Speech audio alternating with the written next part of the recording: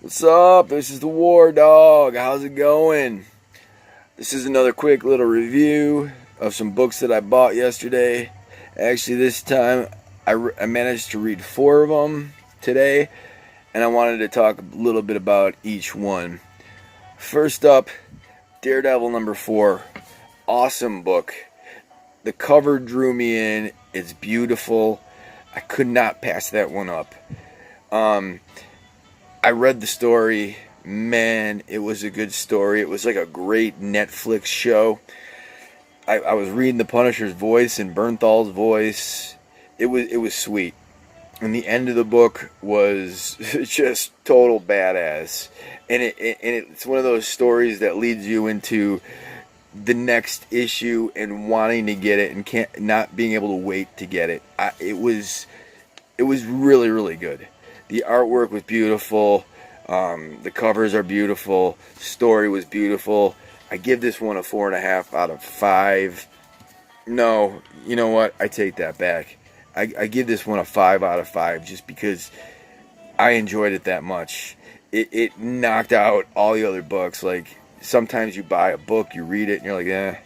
This one, I bought the book, I read it, I was like, oh yeah, this felt good. This was a nice ride. So I'm giving this one a 5. If you can, pick it up and definitely read it. Do not let this one sit down. I don't want to give you any spoilers on this one at all, aside from the fact that the Punisher's in it. But anytime you got Daredevil and the Punisher together, it's usually a pretty good thing. Second book that I read, and this one I'm sure everybody's curious about, is Major X number 2, because Rob Liefeld's artwork is just... It's a hot topic, you know. Everybody's talking about it for usually, mostly not the probably the most preferred reasons, but that story, I'm not sure. You know, I think I need to read more of it to really figure out what's going on.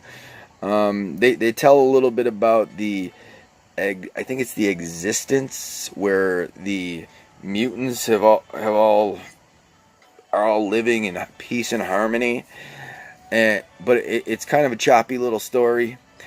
I'm thinking that book 3, 4, 5, and 6 might tie it all together, make it all make sense. We'll see. The artwork's interesting. On one page, you know, Cable looks one way, and then on the next page, he's got like a completely different look. It's weird, but you know what? I mean, I guess the beauty of art is that you have different people doing different artwork, and you can compare it and look at it and enjoy it or laugh at it sometimes. But you know, overall, the story was all right. This one, you know, that one I'd give it like a 3 out of 5. I'm hoping I'll probably buy the next one. And the next one and the next one. It's a 6-part series, so I'll probably pick up all 6 parts of this series just to see what it's all about. Maybe it'll all tie together. It definitely still has that 90s X-Force type of a feel to it. And, I mean, that's probably one of the best things going. If you're a fan of the 90s, that feeling, it's almost nostalgic. So there's that one. The third one is Guardians of the Galaxy number 4.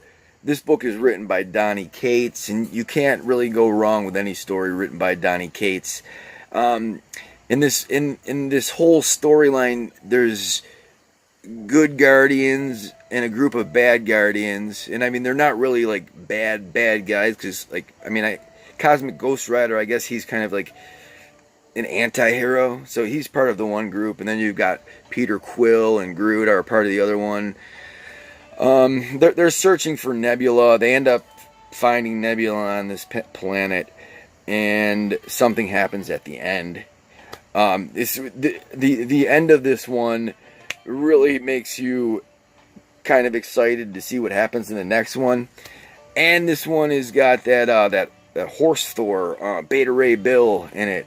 And Beta Ray's cool. I like when Beta Ray shows up. Every time that he shows up, I'm kind of like, yeah, cool.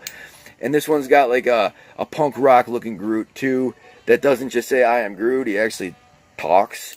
So it's kind of cool. Overall, the story's pretty cool, and that one's a 4 out of 5 for me. I look forward to the next one, and I recommend, if you haven't been reading it, to check it out. Anytime Donny Cates writes anything, it is definitely worth checking out, because he's on fire. The last book that I read is Damage, number 16, and that's a DC book. I think that might be the last one that they're doing of Damage.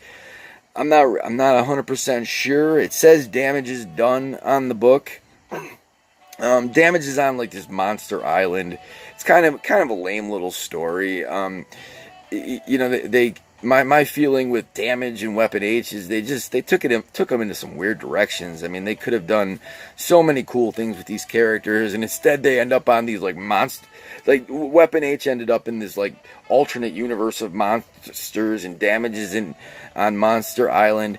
I like Damage, and I bought all 16 issues so far, and I probably would stick with it, because I was into it. But definitely they definitely could use some better writing. My feeling on that one is, I give that one like a 3.5 out of 5. It was all right. I've enjoyed the Damage run. I'm sad that it's over, but I wish they would have done like a better storyline. They kind of just fizzled out on that storyline. And I mean, maybe it's time, and maybe down the road somebody that actually cares about it and that really wants to see this character do well will pick it up and turn it into something great. So there you have it. There's my little reviews.